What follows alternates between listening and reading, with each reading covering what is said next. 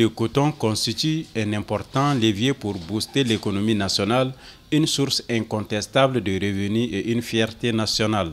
À l'échelle du pays, la filière coton représente 15% du produit intérieur brut, 30 à 45% des recettes d'exportation et un tiers de la production céréalière avec un disponible céréalier de 490 kg par habitant dans la zone cotonnière.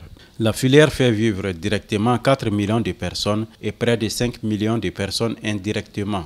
En 2001, avec les réformes qui visaient le secteur coton, l'avenir de la filière était menacé. Mais vu l'importance du coton dans l'économie nationale, les acteurs du coton ont formé un front commun contre la privatisation de la filière coton. On devait privatiser cette société en 2001 avec les États généraux. Le seul acquéreur qu'on avait eu, c'est avec Youmé, les Chinois. Mais nous, producteurs, on a vu que, vu l'importance du coton dans notre économie, nous avons vu que vraiment c'est un joyau qui ne doit pas être privatisé. On va plutôt le conserver et faire une privatisation nationale au lieu d'introduire les sociétés étrangères.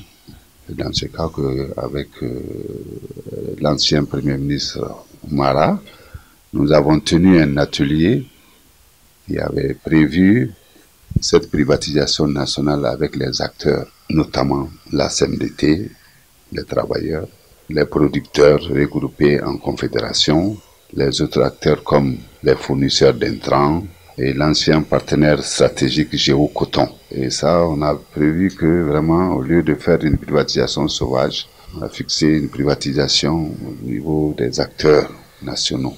Au Mali, la filière coton est organisée en interprofession qui regroupe la CMDT, Compagnie malienne pour le développement des textiles, et la Confédération nationale des sociétés coopératives des producteurs de coton. La Confédération est là pour les appels d'offres, pour amener les intrants pour la culture du coton, les herbicides, les insecticides, et qui fait la sensibilisation avec l'encadrement CMDT pour faire valoir aux producteurs comment on doit s'aimer, comment on doit labourer, comment on doit mettre l'engrais, comment on doit traiter. Donc c'est la Confédération et la CMDT qui fait l'encadrement aujourd'hui des producteurs. Parce qu'on a 41 alimentaires sur 41 secteurs qui aident les CBC avec l'encadrement à la base. La superficie emblavée en coton en 2017 était de 706 000 tonnes à l'hectare avec un rendement de plus d'1 tonne à l'hectare. Pour la campagne agricole qui vient de s'achever, la production annuelle était de 720 000 tonnes de coton-graines. Cette performance est due aux différents avantages accordés par l'État au secteur de l'agriculture en général et de la filière coton en particulier. Il y a beaucoup de facteurs pour qu'on soit primé, pour qu'on dépasse nos prévisions. Premier facteur, ça c'est le rôle même que le chef d'État a joué, son gouvernement a joué pour l'ensemble même des producteurs du Mali. La maintenue des subventions et la diminuer des subventions à 11 000 francs. Et les semences améliorées subventionnées par l'État. L'opération des 1000 tracteurs. À la jeune cotonnière seulement, on a trouvé 557 tracteurs. Le coton, c'est quelque chose, il faut s'aimer à temps. Il faut mettre l'engrais à temps.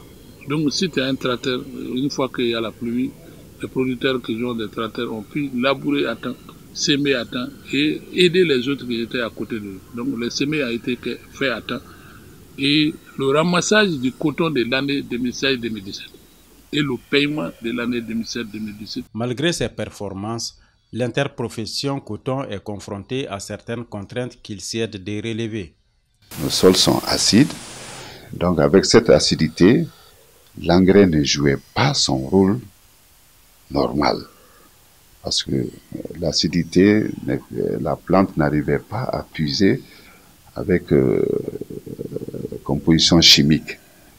Donc on a mis un accent particulier par rapport au chaulage, l'utilisation de la chaux pour corriger cette acidité et l'utilisation d'un nouveau engrais qui se produit au Mali en concours avec bien sûr nos partenaires marocains, ça c'est le PNG, phosphate naturel granulé, qui sont des engrais qui corrigent l'acidité des sols, et puis ce sont des engrais de fond.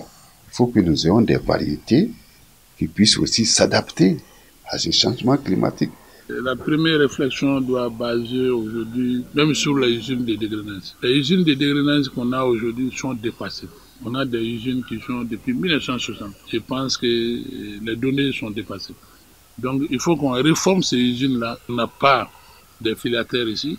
Et on est en train de tuer notre emploi et créer l'emploi à d'autres pays. Au regard de ses performances, le 360 Afrique a approché la cellule de communication de la CMDT. La cellule, selon ses explications, la CMDT est toujours en phase d'estimation. Les défis de la filière coton au Mali sont énormes, mais pas insurmontables. Pour le moment, le Mali ne transforme que 2% de son coton. Tout le reste de la production est commercialisé. Les acteurs du coton multiplient les initiatives pour mettre en place une usine de transformation du coton malien pour enfin fabriquer des marques Made in Mali.